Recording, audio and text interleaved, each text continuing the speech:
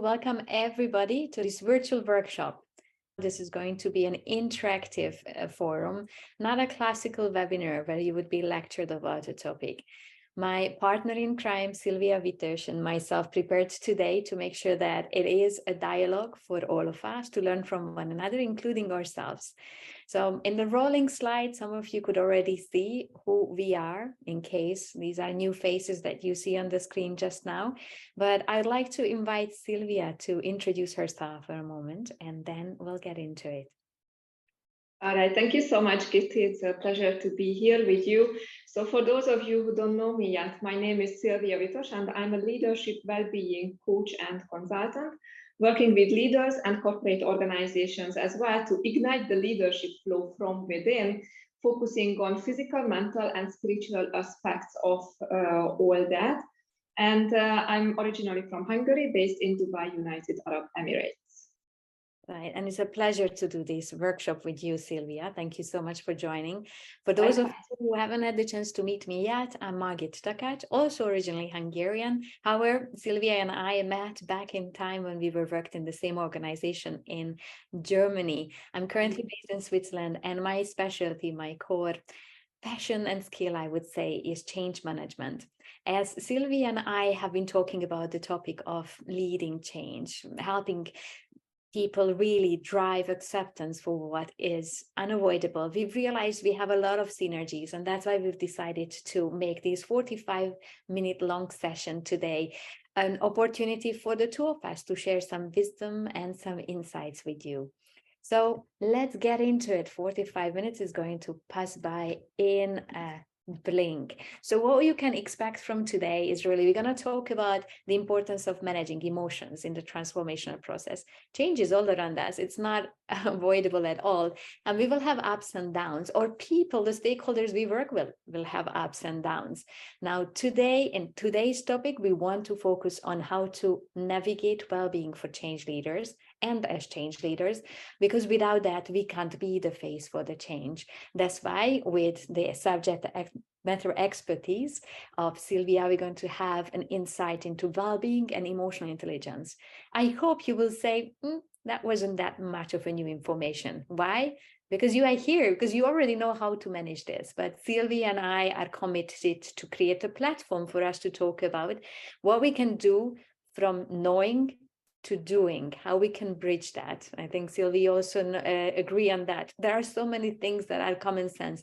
The problem is that we don't commonly practice them. So today we hope that we will be able to bridge that gap and engage you in a discussion that will lead to action, because we will be finishing with some practical tips to navigate well-being. Now, many of you have seen my upcoming book called Change Matters that will be available on Amazon as of June. As part of my campaign to promote the book that I'm putting out in the market, I started a series of workshops around why change matters. Earlier this year, I had a couple of workshops on why fix it when it isn't broken, with a case study from Singapore. And we were collectively thinking about ways to convince people, often veterans, to do things in new ways, and looked at practical ways. Then we had a couple of sessions about what to do with change fatigue, when in an organization, stakeholders, people, employees, leaders have been told about the same change several times, and they just became super skeptic about it. And today's topic is about navigating well-being, because without the change leaders being equipped with the right skills and the knowledge on how to cope with the stress that comes with this constantly changing world, they won't be able to face the challenges ahead. So that's what is basically giving a context for today's topic. Now, we could ask whether we are really bounded by what we know. I just picked up a picture that's somewhat a futuristic picture about where we might be operating in a couple of years or decades. It's inevitable. But as you can see on the right side of this slide, what is within us, how we think about things, how do we manage our mindset required to lead changes, it is going to be a challenge ahead. Today, we have the privilege of having another partner in crime of mine on the call, Szilvia Vitos, who is advocating the importance of change mindset. So I'm really happy to have you here and bring that aspect also into the discussion. Because when it comes to leading change with well-being and the right change mindset, they all come together. And it's a question of how do we really manage them all together. Now, this iceberg picture, probably you've seen in billions of places. But as a little recap, when it comes to humans, either you are a top leader in an organization or someone new in a company, in a territory, you will be having a reflection of what is it that people see from you, what is above the waterline of that iceberg, what we say, how we behave, what actions we demonstrate are the things that people can see, the things that are visible. It's about 10% of who we are. But underneath the waterline, there are so many things. About 90% of our true self is hidden underneath. It is about how resilient we are to changes that we are facing, the biases we hold or that we have to face, how we learn, what are the values that we hold dear to us. And when it comes to managing the people side of change, we have to remember that even if I know, let's say, Szilvi very well, I probably see about 10, maybe 15% of who she really is. And when we want to bring people on board, we have to recognize that those ups and downs often happen underneath the waterline. I chose 4 pictures to describe what is the journey, the emotional curve that we go through. We always go through a bit of a denial when it comes to a change, that we resist it with all our forces. We start exploring and eventually embracing and accepting it. It's a natural process. The question is how long it takes to get there and how we can manage these reactions, these stages for others around us. Are there people working with us or for us? Now, when it comes to change management, we mentioned that in the previous workshop several times. There are lots of methods and methodologies out there that you can leverage on. But overall, we can agree that when a change is coming our way, we have to assess its impact.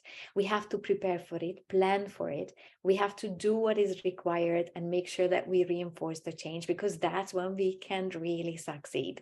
Now, it's easier said and laid out in a slide like this than done, because what also matters is how we navigate those emotions that I mentioned a moment ago. Today, we're going to talk about well-being, because when we are constantly shaken up by changes and transformations along the way, sometimes we are not properly selfish. I mean, we don't give enough importance and time and effort to make sure that we are the people who are demonstrating well-being for ourselves and for others. If we do that, however, we can be much more effective. And with that, I'd like to pass the word over to Szilvi. He's going to introduce us to the topic of well-being for today's workshop. Yes, so the question arises, why talk about well-being and how is it important in the aspect of leaders specifically? There are many, many reasons, but let us, the numbers, tell a little bit more about it. These figures are actually based on studies from Harvard Business Review and Gallup as well. And they say that employee engagement drops by about 25% when leaders are overwhelmed. Then also organizations with disengaged leaders experience about 60% higher turnover rates, which is a huge number.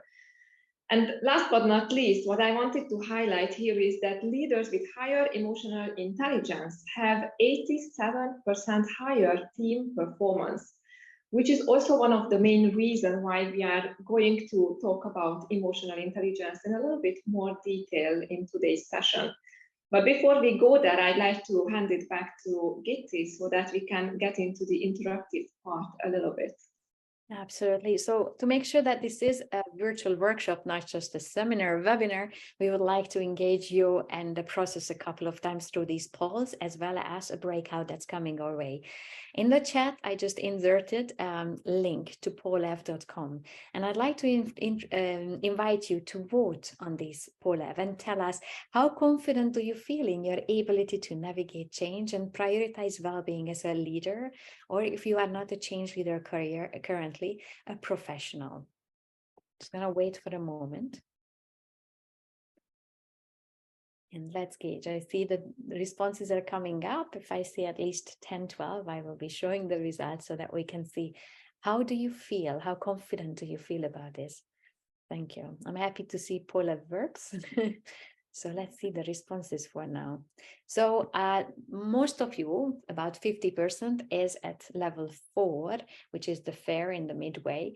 There are a couple of people who feel it could be much better and rated it at 2 or 3. But we also have got some good experiences. If you look at the people who voted at 5 or 6 for this, this is really good. Now, numerically asking you about this is just one question, but allow me to ask you to again, the same link that you had, just keep it open because we will use it a couple of times.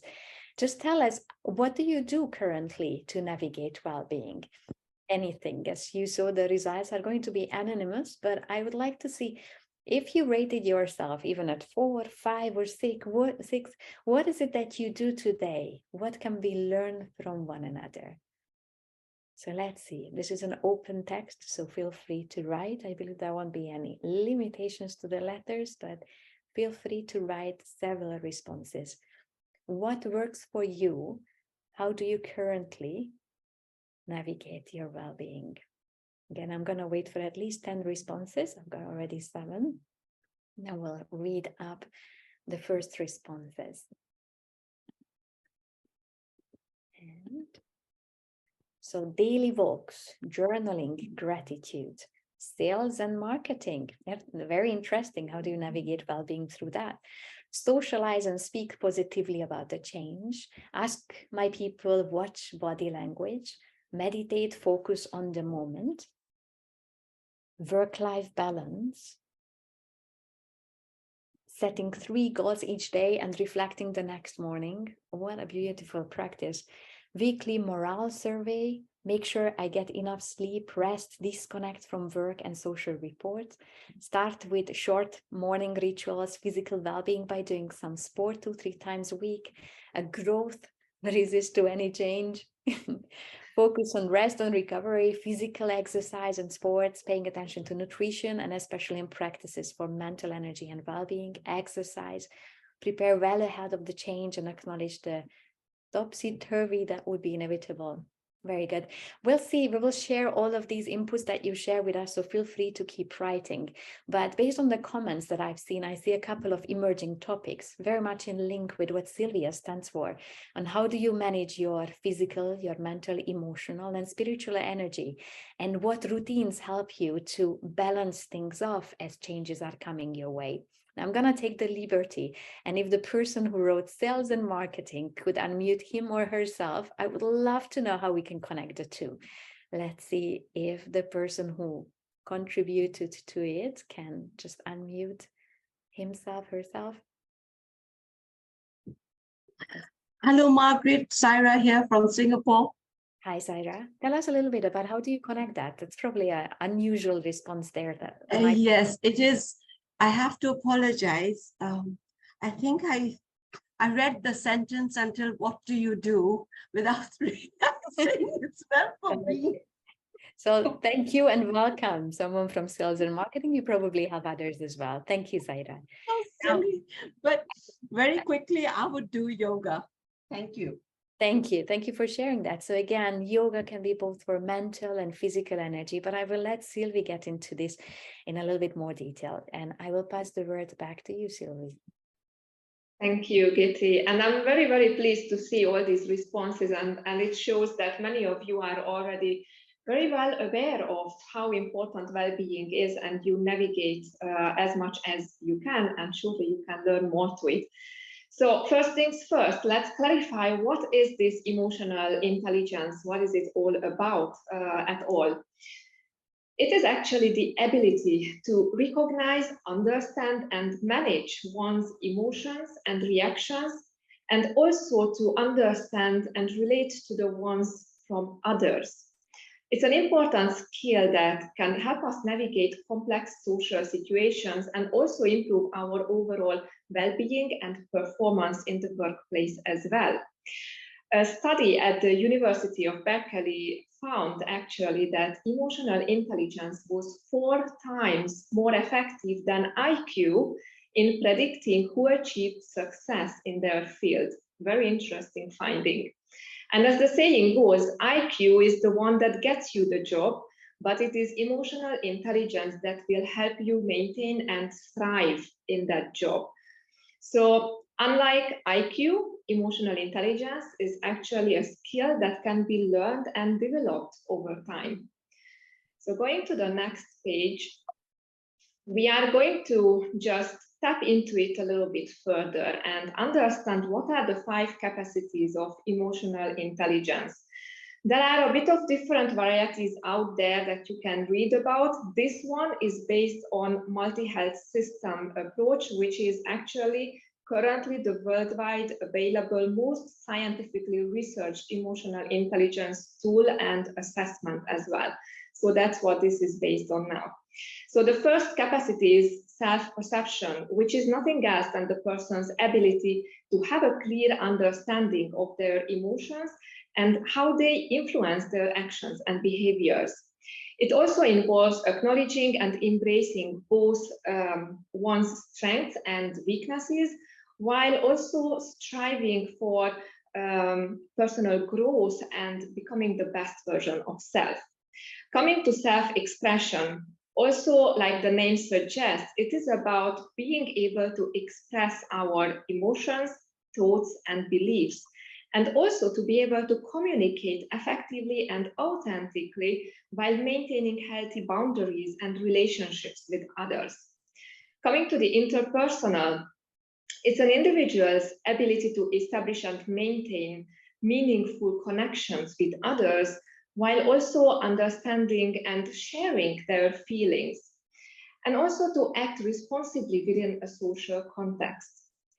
Coming to decision-making, it is referring to an individual's ability to make thoughtful and effective choices. That also involves managing impulsive reactions or being able to assess situations objectively, put it in different perspectives, and finding creative and practical solutions on the note of problem solving. Coming to stress management, it's the ability to develop healthy coping mechanisms in stressful situations, and that includes also being flexible in dealing with change, having a higher stress tolerance, and maintaining a more positive and optimistic outlook. Coming to the next page, let's bring it all together. So how emotional intelligence is linked at all to well-being and performance. And I'm always talking about the leader's perspective. So going through the 5 components, and I'm referring to the assessment and the findings through the assessment in that case. Leaders actually who score really high on self-perception are better able to understand their own emotions and reactions, which can help them navigate change and stress much more effectively. So that obviously contributes to an improved well-being and performance as well. Similarly, those who score high on self-expression will be more likely to communicate their thoughts and feelings effectively, so they can build stronger relationships with their teams. And also they are likely to promote a positive work environment, which again is contributing to their personal well-being and the performance as well significantly. Coming to interpersonal, leaders who score high in that area, they are better able to connect with others. They build trust and collaboration and foster a sense of belonging and inclusion. Coming to stress management, this is where people who score high, they are better able to cope with the demands of their job. They probably will avoid burnout and they maintain the sense of balance and well-being overall. So you can see that just looking at it from a very high level, it really does have a close connection to both well-being and performance. It goes hand in hand. If you just shortly reflect on yourselves as well, when you are feeling well, energized, great, then how much likely is it that you will give your best and you can perform much, much better and get a lot more things done in a shorter period of time versus when you are feeling sick, demotivated, just unwell, distressed, whatever it may be.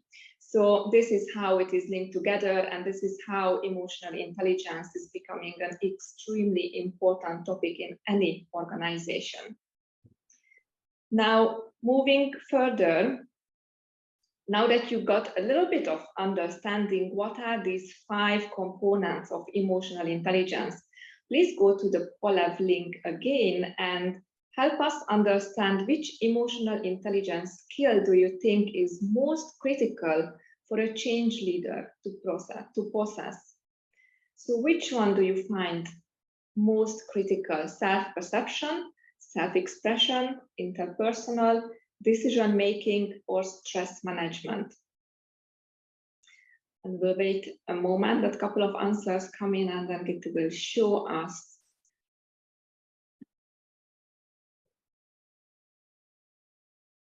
Interpersonal, building relationships, connections, huge. Yeah, all of them are very important, certainly, but it's interesting to see when you reflect on yourself and what comes out as strongest, most critical, would you need to put them in order. Yeah, interpersonal is very high, getting the lead. Interesting. Thank you for your responses. And with that, I hand it back to Gitte for the next part. Thank you. Well, some of you might have come across a research done by Christine Glaser, and there was another person who did that, who looked at changes succeeding or not succeeding, intentions in a change. And one of the factors was interpersonal relationships. But what they found actually that approximately 16% of the tensions, interpersonal tensions, came from the lack of agreement on the goal, about 80 about the lack of agreement of the roles, who carry out what, and about another 10 about the processes. So whilst we say, yes, people are difficult, very often it actually is not about people being difficult, but not having that foundation. And again, when we are not well, when our well-being is not taken care of, we probably will just blame people for it, whilst there are things we can do to prevent that.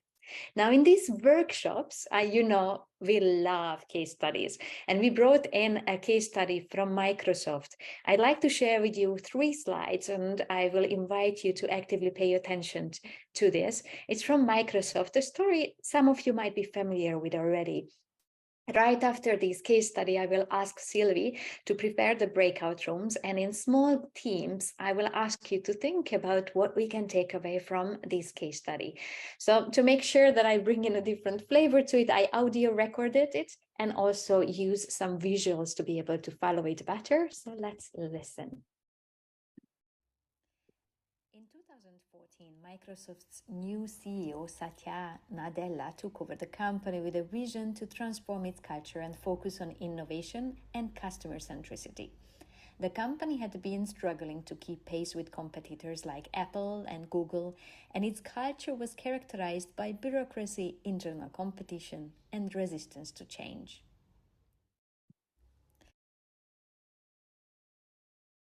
Nadella recognized the need for a cultural transformation and focused on building a more collaborative, diverse, and innovative culture.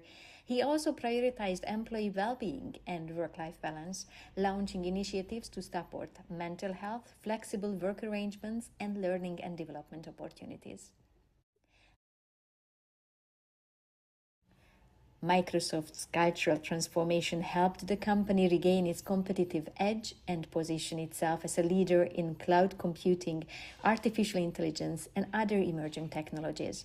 The company's stock price and reputation improved, and it became a more attractive employer for top talent in the tech industry. a very short case study. I probably could have read it, or you read up on a slide, but I'm going to invite you to split up into groups that Szilvia is going to open in a moment. You will have 7 minutes, and I would like you to think about what are some practical strategies, maybe inspired by the Microsoft case study, to foster growth mindset and the focus on well-being that could be relevant in your or in our organizations. So we know not all of us work in Microsoft or in multinational companies, but wherever you work, whichever organization you are part of, what can we learn from this? This question I also put up in Polev. So if you have your phone open or your laptop open with the same link, I would like to invite you to add open text as you discuss things, because after the 7 minutes, when we come back, we would like to gauge the collective wisdom of today's session's participants on this topic. Well, we do hope that you had a good discussion with the teams. Usually people say 7 minutes is not enough. Well, from our experience, is long enough, short enough? Bringing us back. There is always a chance for you to connect again. So we hope you enjoyed it. I'm going to share with you the responses, and thank you so much for all of those who already started. So what are some practical strategies? It's all good. We get this idea about well-being, but what can we do about it? So I see a few comments here that I'd like to just read up. Foster a culture of learning, modeling what life balance means, setting an example. If it's needed, develop focus groups and find ways to foster engagement, cross-functional groups for innovation, reduce the silo effect through rotation, encouragement, offer well-being activities, give incentives, encourage mindfulness moments, set an example for that too, have an informal chat on skills. It doesn't have to be formalized workshops and roadmaps. You can start small too. Make people understand what mindset it is, giving people space to work and allow them to feel the ability to influence, positive, good understanding, demonstrating vulnerability, accept when things go wrong, let them participate, prioritize mental and physical health. Now, I just read up a couple of these comments, but as you probably also pick it up, quite a lot of them are focusing on what are the small things we can already start doing now, because it does not have to be institutionalized right away. If you plant the seed, it's going to become a regular point of discussion. And if you set the example, I see I can't pronounce that word, vulnerability coming up a few times. And I think that's a very, very wise thing to also mention, because we are humans. We go through that emotional curve of these denial, resistance, exploration, and acceptance. So we can show people that, yes, we need to launch a new transformation, but I'm still not fully on board.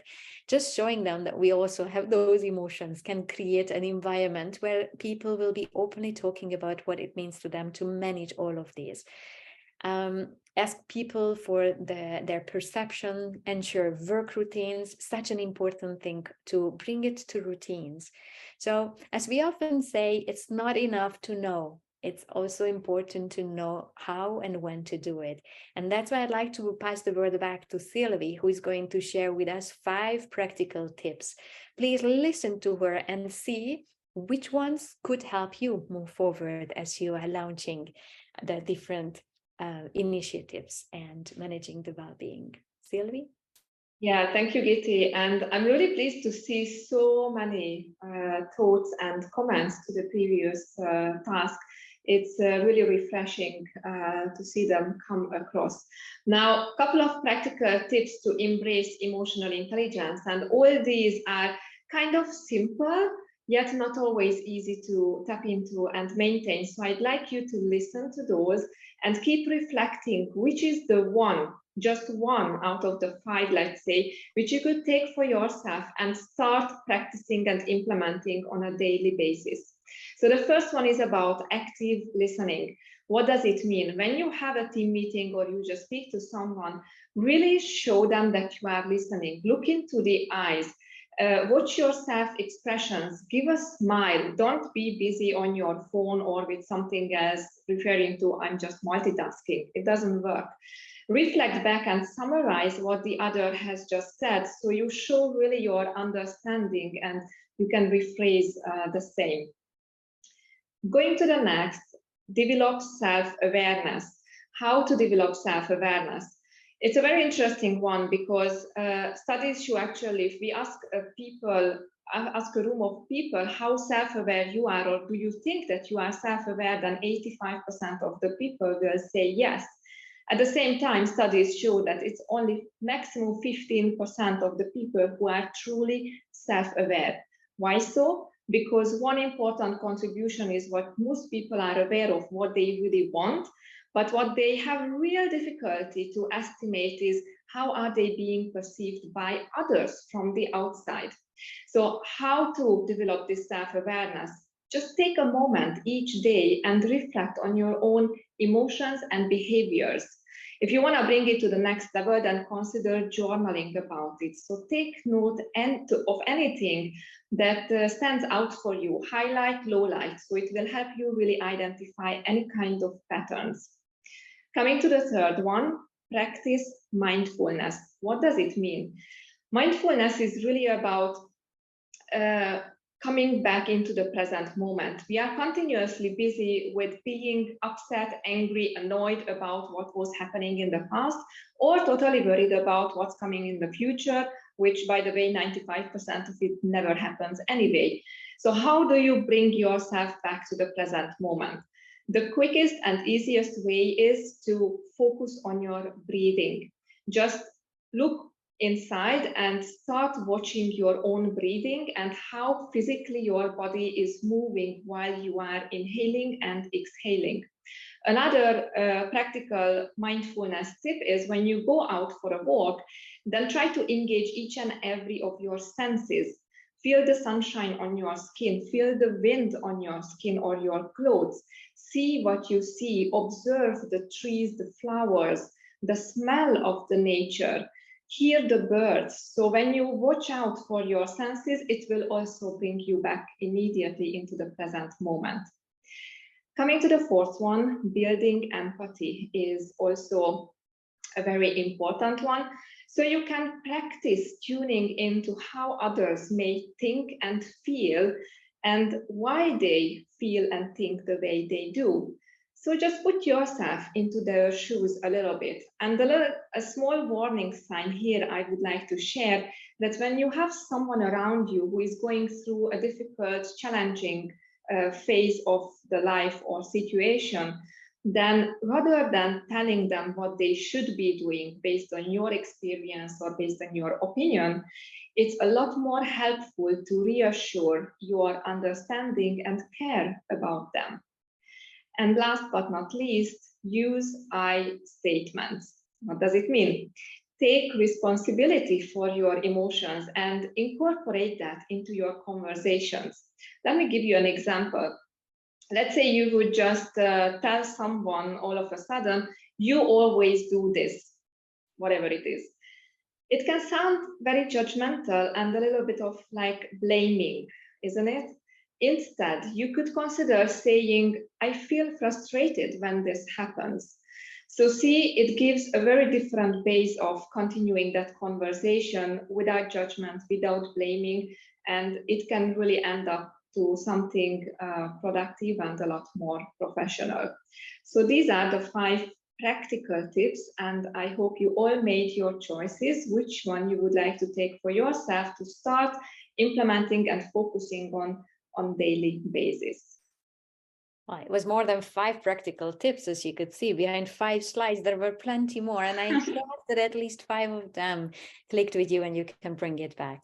Now, we are getting to the close of today's virtual workshop. We said we would like to talk about the importance of managing emotions, in any change and transformation, we would like to talk about well-being and emotional intelligence and share with you a couple of practical tips. For us as facilitators of today's session, it would be really a nice takeaway to actually see which resonated with you the most. So I try to invite you to write in the same polling link a couple of words, one word at a time, if that's okay, to describe your biggest takeaway from today's session. Let's see which one resonated with you the most, which one we can really collectively take back with us. Whilst I'm keeping this poll open for you to respond to, I would like to invite Szilvi to share with you an opportunity that some of you might be willing and interested in grabbing. Szilvi?